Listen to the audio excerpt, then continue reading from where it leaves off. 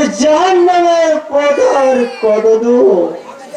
আমি যে জাহান্নামের যাত্রী, হয়তো বিবেক মনুষ্য থেকে খুন করে আমি জাহান্নামের পথে এগিয়ে যেতে চাই।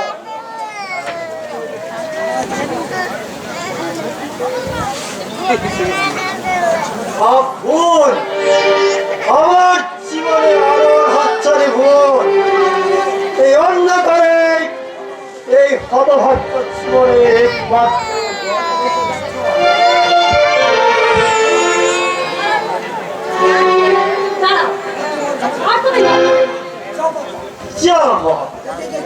দেখছি ভূতের মুখে রাম নাম। চাকি এতদিন মদ খাইয়ে মাতাল করে রাখতে নিজে মদের বোতল মুখে তুলে দিয়েছিল, আজ কিনা তারা থেকে মদের বোতল কেড়ে চরিত্র তোমাদের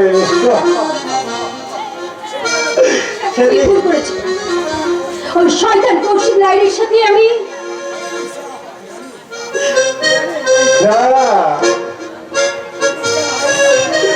অফিসার রাইনি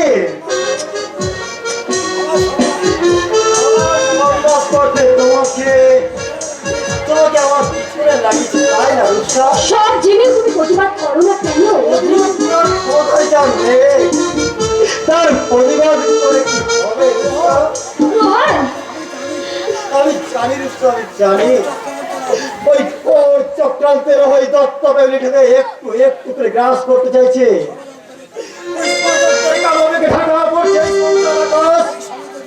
আর এই সময় আমি যদি প্রতিবাদ করি তাহলে দাদার মতো হয়তো আমাকে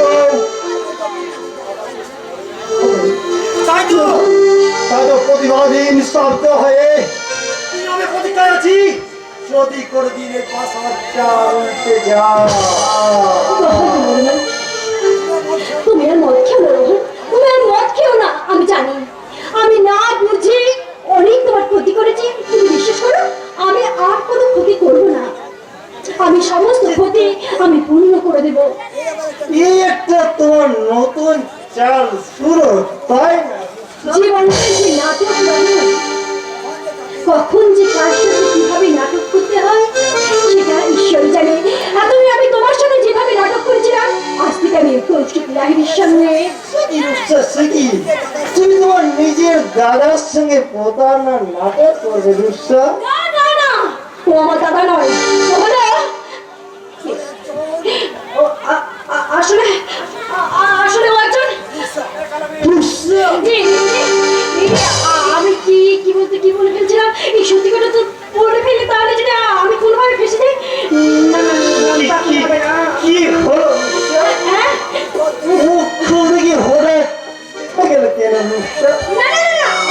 আমি তো চেপে যাইনি। আসলে আমি ভাবছিলাম যে আমরা নিজের মায়ের পেটের ভাই বোন তো নয়, তাই ওর আর আমার ভাবনাটা তো পুরো আলাদা না। উদ্দেশ্যটা বুঝি তাই না? না মানে ও যে একটা কথা আছে না, ওই যে কথা আছে না, ওটাকে ধোকা খায় আর চালাকি খায়।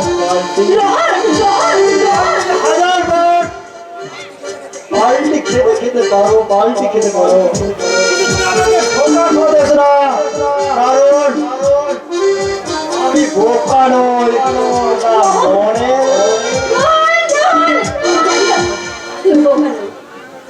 কিন্তু সত্যি সত্যি আমি বোকা।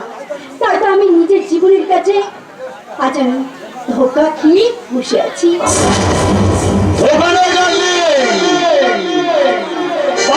খেলোয়াড়ের মতোই তুমি খেলা জমিয়ে দিয়েছো। আপনি এখানে আবার শের বলছো কেন? এবার থেকে না তুমি আমার নাম ধরে ডাকবে রূপসা, নাম ধরে ডাকবে। নাম ধরে ডাকবো? হ্যাঁ, দুজনতা দুটি নাম যখন হৃদয়ে লেখা হয়ে গেছে তখন আর নাম ধরে ডাকতে আপত্তি কিসে রূপসা? ভাই ভাই তোমার কাজ কতটা এগিয়েছে, মানে তুমি ওই রোহনকে কতটা কবজা করতে পেরেছো? অনেকটা কবজা করেছি স্যার, অনেকটা কবজা করেছি। ওকে আমি এমন করেছি আমার হাতে পুতুল হয়ে গেছে, তাই ওকে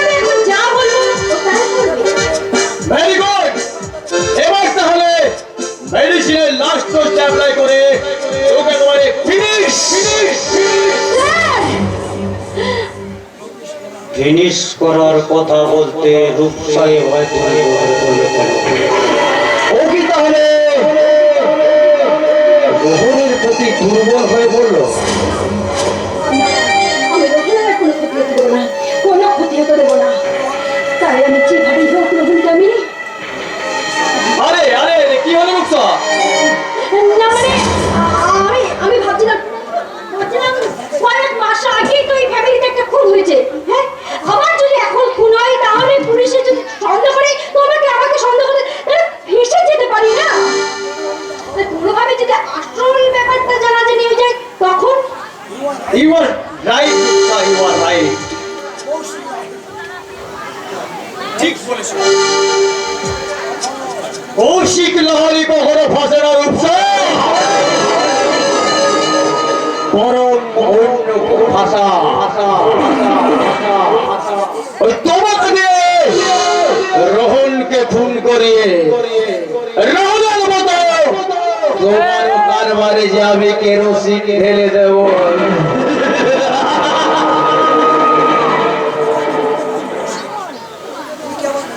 কৌশিক, হ্যাঁ কৌশিক, তুমি কি নতুন করে কিছু ভাবছো নাকি? আমি ভাবছি কি ভাবছো? আমি না কখনো কবি হতে চাইছি, আর না তো গায়ক হয়ে তোমার নিয়ে আমার জানো কি? বেশিছি ভালো শুধু তোমাকে, ভালোবাসি আজ তোমাকে, বাসবো ভালো চিরদিন শুধু তোমাকে, শুধু তোমাকে। বেশিছি ভালো শুধু তোমাকে, ভালোবাসি আজ তোমাকে, বাসবো ভালো চিরদিন তোমাকে, শুধু তোমাকে।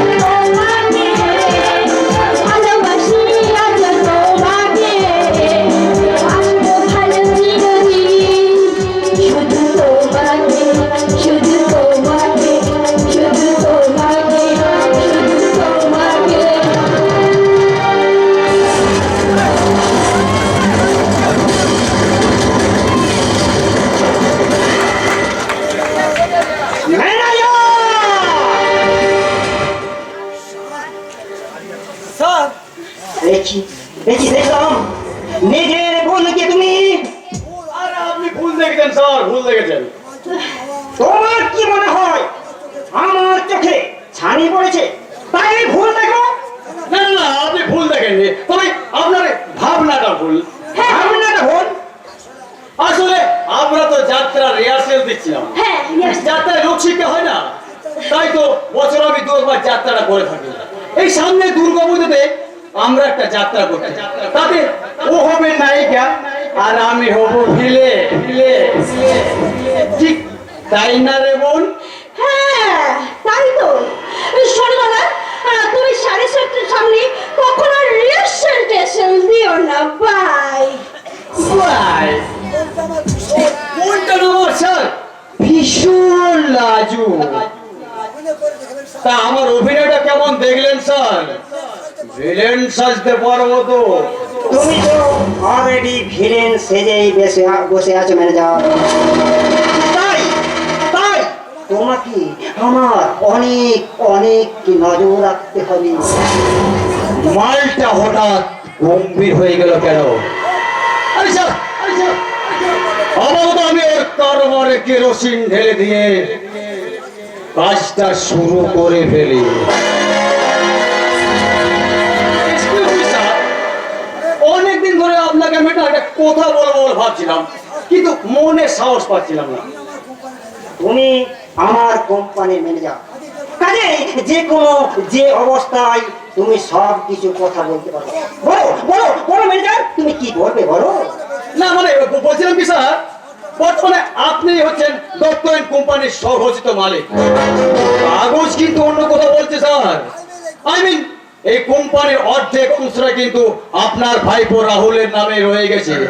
তাই কোনো কারণে রাহুল যদি এসে সম্পত্তি দাবি করে, তাহলে কিন্তু আপনি প্রবলেমে পড়ে যাবেন স্যার। রাহুল এসে কি বলবে? ও বেঁচে আছে কি নেই তারই কোনো ঠিক নেই। আরে সাবধানে তো মানবে স্যার।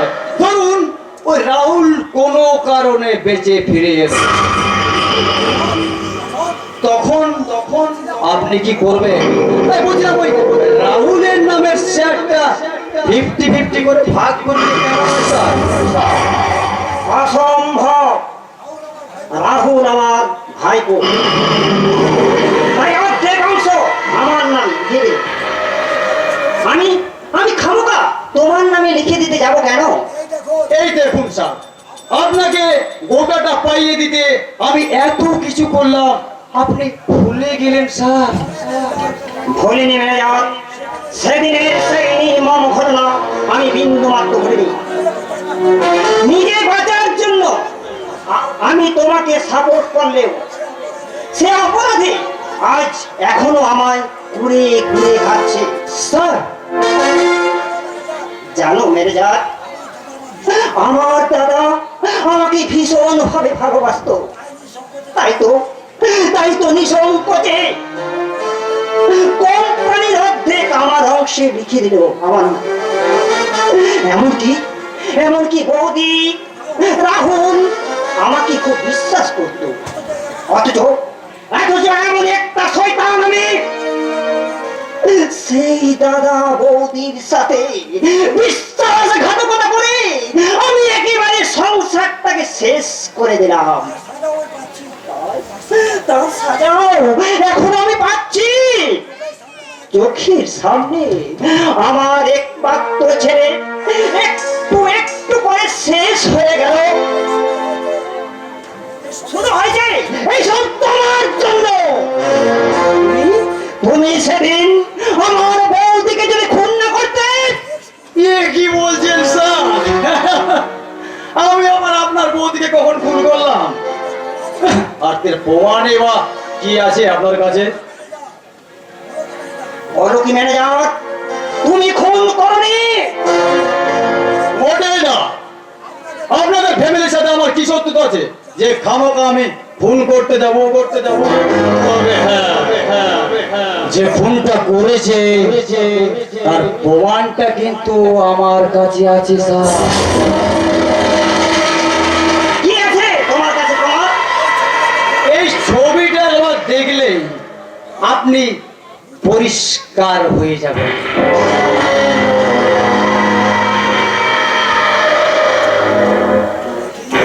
এ কি?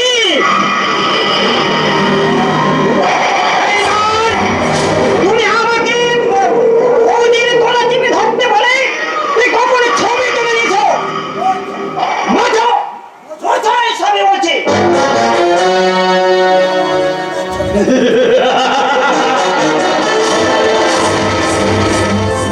এমন ইম্পর্টেন্ট ছবিটাকে মুছে ফেলার মতো ইডিয়েট আমি নই স্যার।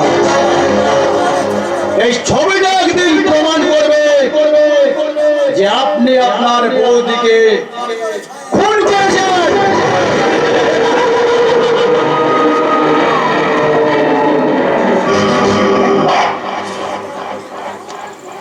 শয়তান কৌশিক লাহারি, আমি তোকে ছাড়বো না মাস্টার।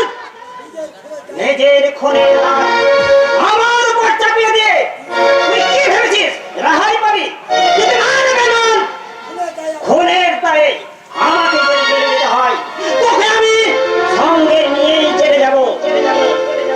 আর খুনের দায়ে আপনি জেলে যাবেন ছোট দাদা বাবু? কার খুন মানে? আমি আমি আবার কাকে খুন করলাম? এই তো একটু আগে বলছেন না ওই ম্যানেজার বাবু নাকি নিজের খুন আপনার উপর চালাতে চেয়েছে। আরে কি মুশকিল, কি বলতে কি বলে ফেলেছি। আমি উল্টা পাল্টা শুনিনি, বরং আপনি উল্টা পাল্টা বলে ওই আসল কথাটা চাপা দিতে চেয়েছেন। হারান, আমি পরিষ্কার শুনেছি আপনি একটা কোনো খুনের কথা বলছিলেন। আহ! হারান, এখান থেকে চলে যাও। আরে বলুন আপনি কার খুনের কথা বলছিলেন? ওই ম্যানেজার কার খুনের উপর চাপাতে চেয়েছে?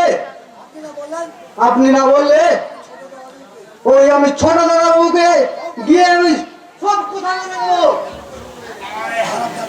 এই, এই হারামজাদা! চুপ!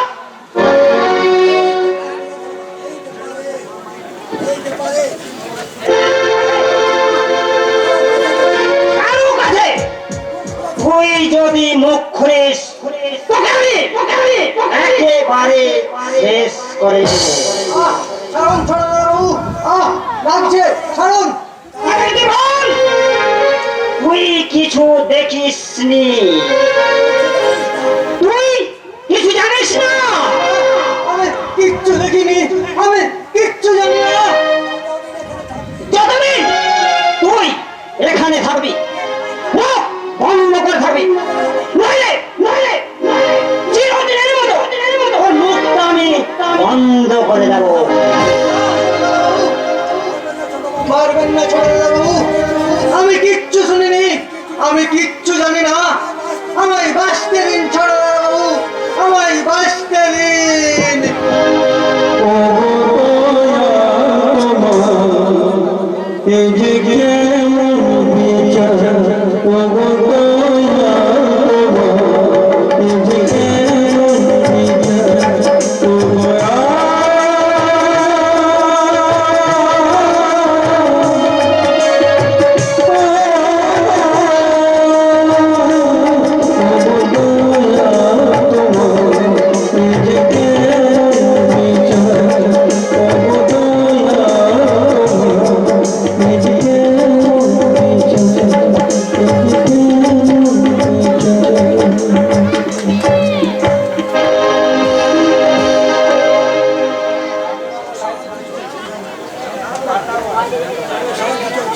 অশান্তি চলছে, সারা সংসার জুড়ে চরম অশান্তি।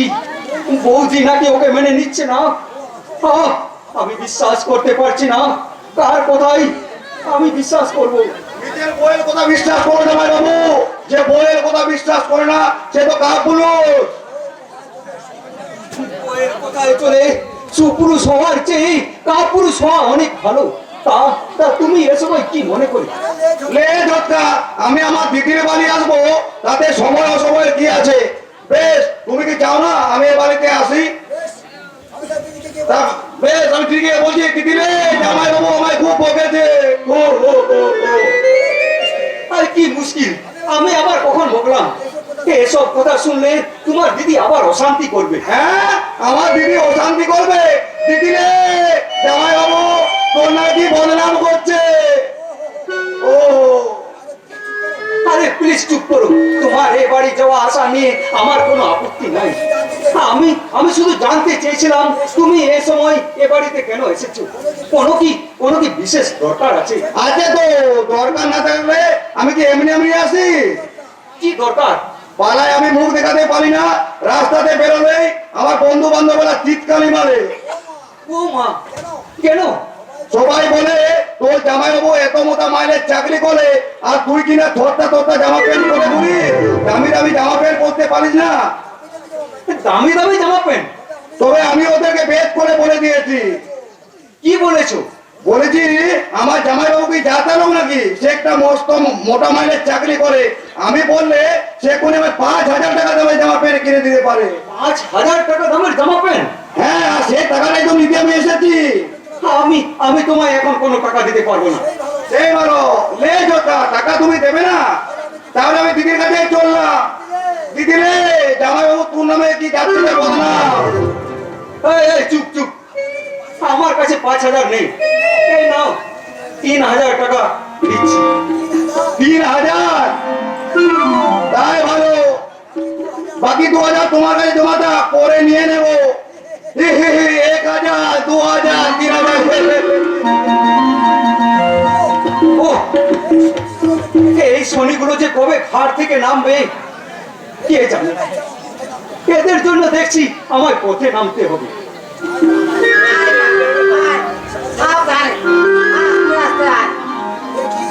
এ কি এমন করছে কেন? কি হয়েছে ওর? আমার সর্বনাশ হয়ে গেছে। বাথরুমে পড়ে গিয়ে আমার পেটের বাচ্চা নষ্ট হয়ে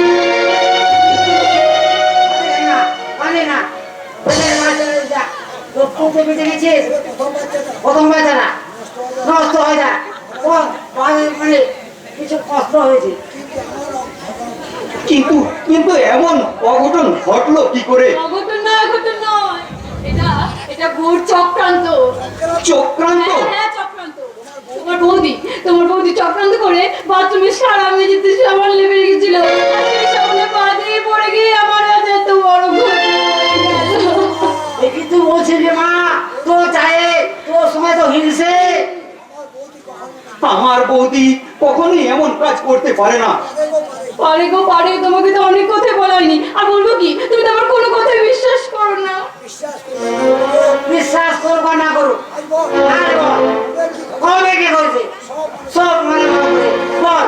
জানো বাবা, একদিন রান্নাঘরে গিয়ে দেখছি সিলিন্ডারে গ্যাসের নব খোলা। আসলে চক্রান্ত করে গ্যাসের নবটা খুলে রেখেছিল। আমি গিয়ে যে ওভেনটা জ্বালবো, অমনি আগুন জ্বেলে পুড়ে মরে যাবো। বিউটি, দেখলি মা, তোর কথা শুনে আমার যে গা কাঁপছে। না না না, তোর আর ঘর থাকা চলবে না। বাবাজি তুই এবার দিদি আলাদা হয়ে যাও। অসম্ভব। যে দাদা আমাকে কোলে পিঠে করে মানুষ করেছে, সেই দাদার দুর্দিনেই আমি তাকে ছেড়ে আলাদা থাকতে পারবো না। এটা সব পুরনো কথা মনে করে করো বাবাজি। আজকাল ছেলে বাবাকে দেখছে না, আর দাদা তো কোন ছাড়। কিন্তু একটা কথা আমি কিছুতেই ভেবে পাচ্ছি না, ভাই বৌদি বিউটির সাথে এমন আচরণ করছে কেন? হিংসায়। হিংসে? হ্যাঁ বাবাজি,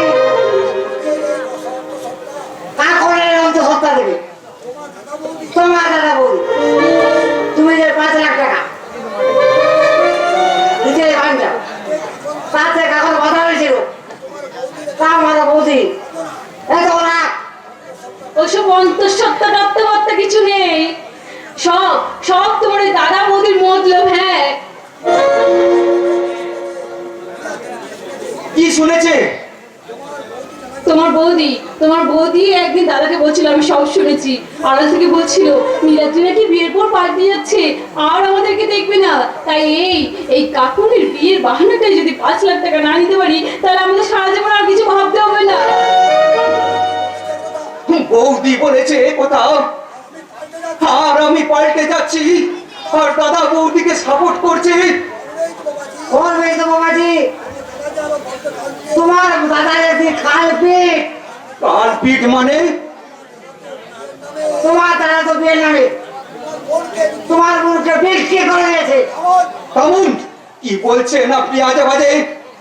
আজে বাজে নয় বাবাজি, ভালো করবো সব কিছু খেয়াল করে দেবো। তোমার দাদা তোমার কার সঙ্গে তোমার বিয়ে দিয়েছে, নিজেকে দেখে এসেছিল না তো, দাদা তো শুধুমাত্র ঘটকের কথাই বিশ্বাস করে। কথা নয় বাবাজি, ওটা ছিল একটা মেয়ে বেটা, মেয়ে বাচ্চা চোখের তালাও। সেই দাদার কাছে সে কাকনকে তোমার দাদা বিক্রি করে দিয়েছে। এ আমি বিশ্বাস করি না। আমার দাদা কাকনকে নিজের মেয়ের মতো ভালোবাসে, তাই দাদা কখনোই এতটা নিষ্ঠুর। কিন্তু দাদা সবকিছু না জেনে শুনে তারা পুরো করে কাকনের বিয়েটা দিল কেন? তাহলে কি সত্যি এর মধ্যে কোনো রহস্য আছে? আমি আর ভাবতে পারছি না, কিছু ভাবতে পারছি না।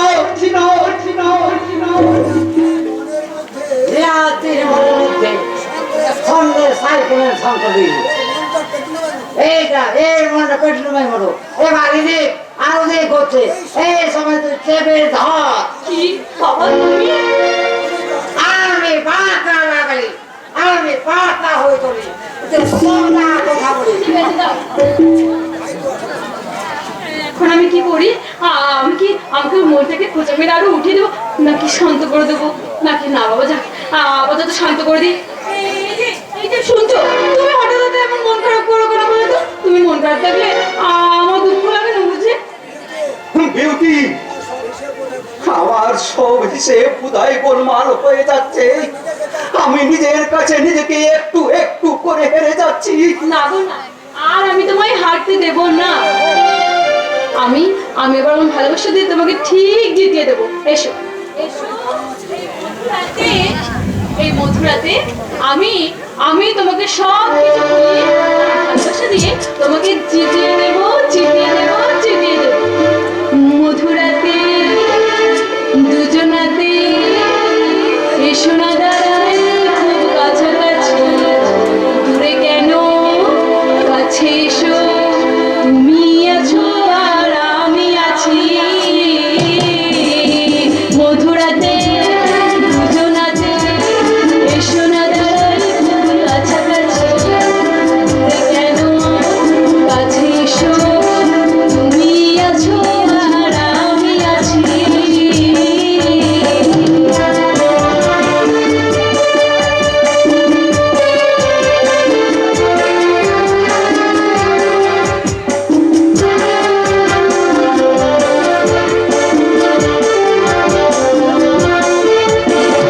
ধরো ধরো কাপে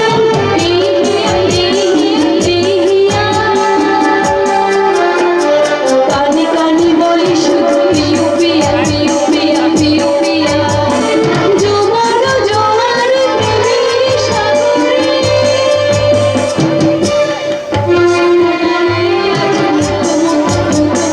মধুরাতে দুজনাতে এসো না দাঁড়াই খুব কাছাকাছি, দূরে কেন কাছে এসো, তুমি আছো আর আমি আছি।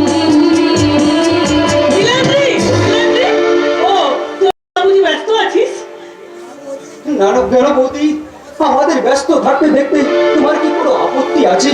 না না, আপত্তি থাকবে কেন? আসলে আমি জানতে এসেছিলাম বিউটি হঠাৎ কাউকে দিয়ে না দাঁড়িয়ে কোথায় চলে গিয়েছিল।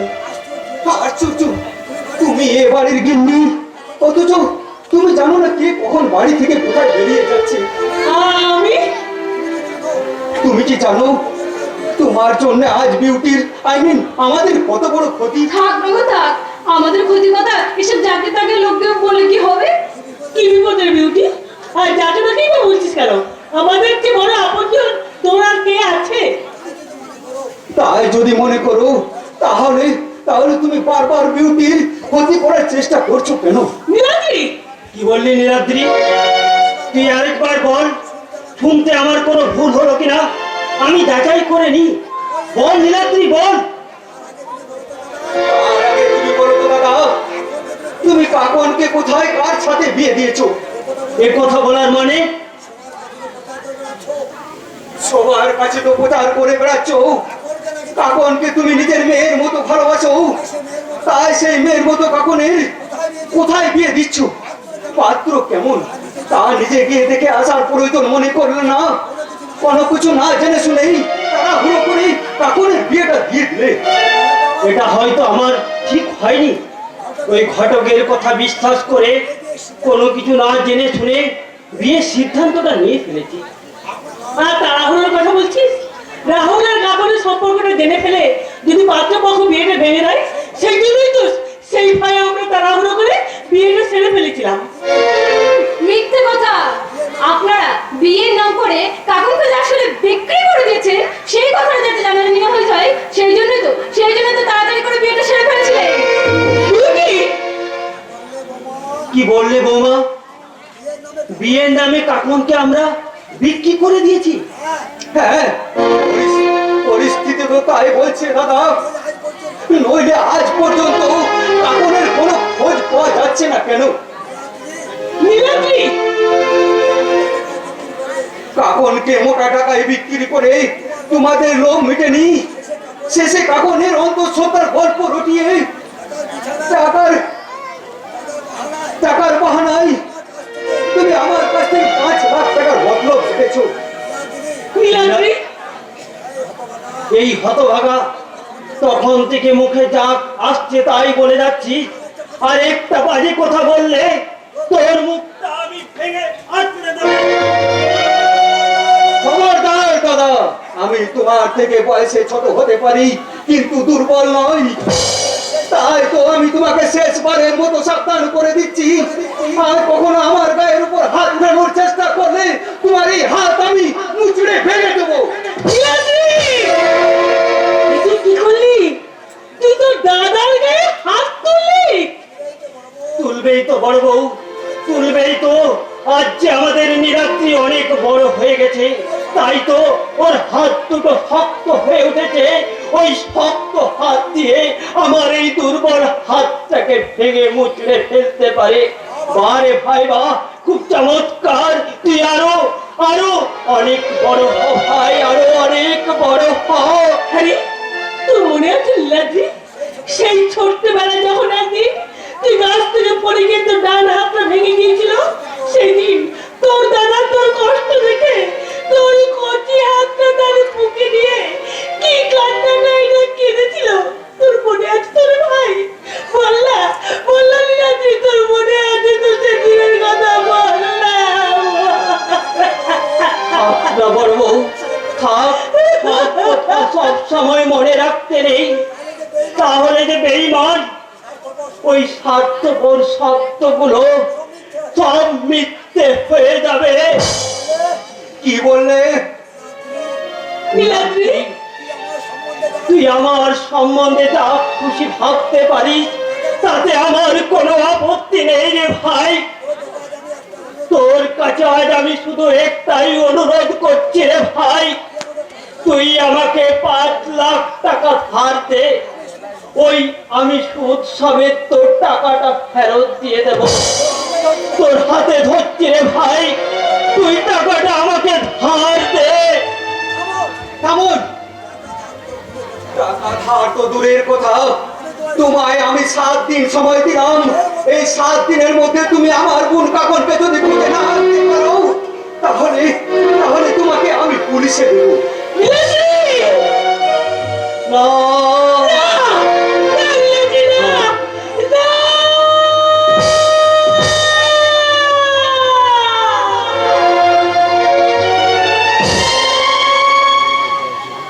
ওরা আমার এখান থেকে অন্য কোথাও নিয়ে যাওয়ার প্ল্যান করছে, পাচার করে দেওয়ার প্ল্যান করছে।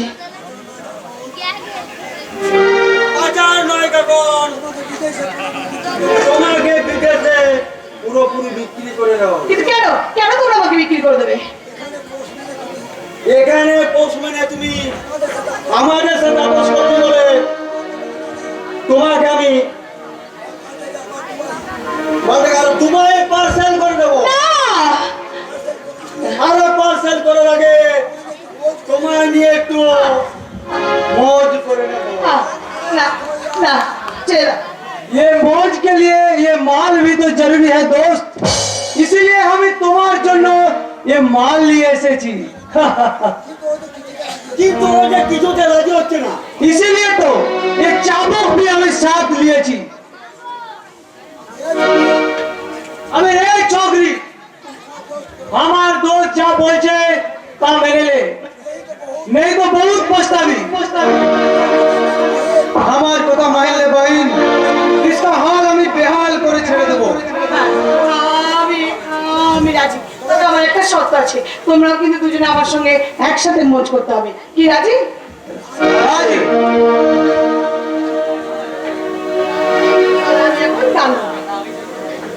ভোমরা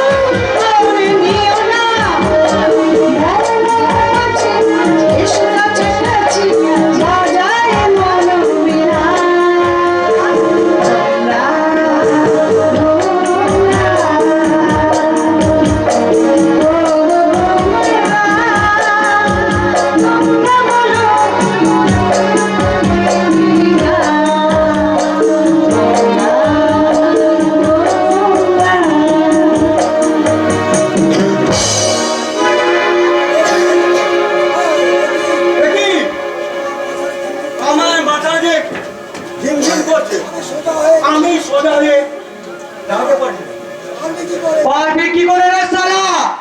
তোকে সে মালের সাথে আমি নেশার গোলি খাইয়ে দিয়েছি।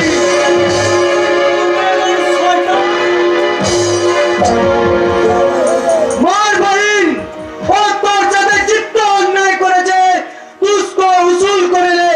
মার সালে কো মার। বেশ, তবে তাই হোক দাদা, তাই হোক। এই জানোয়ারের বাচ্চা, কি মনে করছিস মেয়েরা তোদের কামনা খিদে মেটানোর একটা যন্ত্র? না রে, মেয়েরা যেমন প্রেমময়ী প্রেম দান করতে পারে, তেমনি জলময়ী হয়ে তোদেরকে শাস্তি দেবে।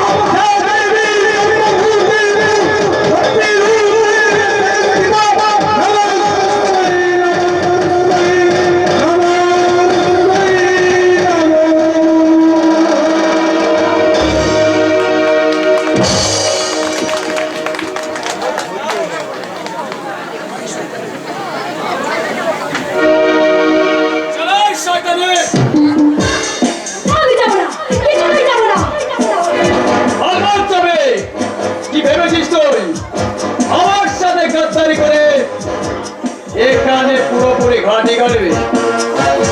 আজ আমি তোকে এখান থেকে নিয়ে যাবো। না না না, আমি কিছুতেই যাব না। চলো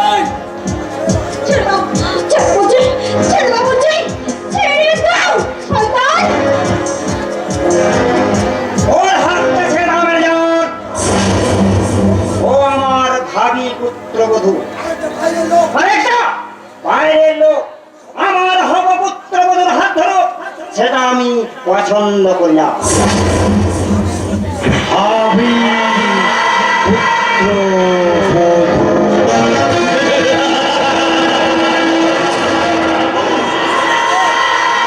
আপনি কি জানেন ও একটা কলগাল? বেশি কিছু আমার জানার প্রয়োজন নেই, তবে এটুকু আমি জানি, তোমার কোনো মাস্তুতো বোন নয়। এতটাই যখন জেনে ফেলেছেন তবে আর একটু ভালো করে জেনে নিন, আরে ও কোনো ভদ্র ফ্যামিলির মেয়েই নয়, ও একটা কলগাল। এবার ভেবে দেখুন, একটা কলগালের সাথে আপনার ছেলের বিয়ে দেবেন? কখনো না। একটা নোংরা মেয়ে কখনোই এই বাড়ির বউ হতে পারে না, সেটা আমি জানি। রূপসা তেমন তেমন মেয়ে নয়। সত্যি সত্যি যদি তুমি রোহনকে ভালোবেসে থাকো, তাহলে তাহলে তুমি তার নামে দেখবি করে বলো। না না স্যার, না, রোহনকে নিয়ে আমি মিথ্যে কথা বলতে পারবো না। আমি বলছি ও যা বলেছে সব সত্যি সত্যি সত্যি। কি কি বললে? সত্যি তুমি একটা কলগাল? তোমার মতো একটা নষ্ট মেয়ে রহনের সাথে আমি বিয়ে দেব? কেন কেন এখানে এসেছো? তুমি হয়ে যাও এখান থেকে। আপনার ছেলের ক্ষতি করতে, আপনার ছেলের ক্ষতি করতে এই শয়তানটা আমাকে টাকার লোভ দেখে জোর করে এখানে নিয়ে এসেছে স্যার। কি কিন্তু এসে ভাবলাম যে এত এত ভালো মানুষদের যদি আমি সর্বনাশ করি, তাহলে যে ভগবান আমাকে কিছুতেই ক্ষমা করবে না স্যার, কিছুতেই ক্ষমা করবে না। বেরো! এই মুহূর্তে তুমি এই বাড়ি থেকে বেরিয়ে যাও, নইলে আমি পুলিশ ডাকতে বাধ্য হব। আরে দেখলে তো রূপসা, তুমি আমার কারবারে কেরোসিন ঢালতে চেয়েছিলে, উল্টে তোমার কারবারে কেরোসিন পড়ে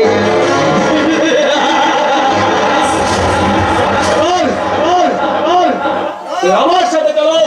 কোথাও যাবে না, রূপসার বাড়ি যাবে।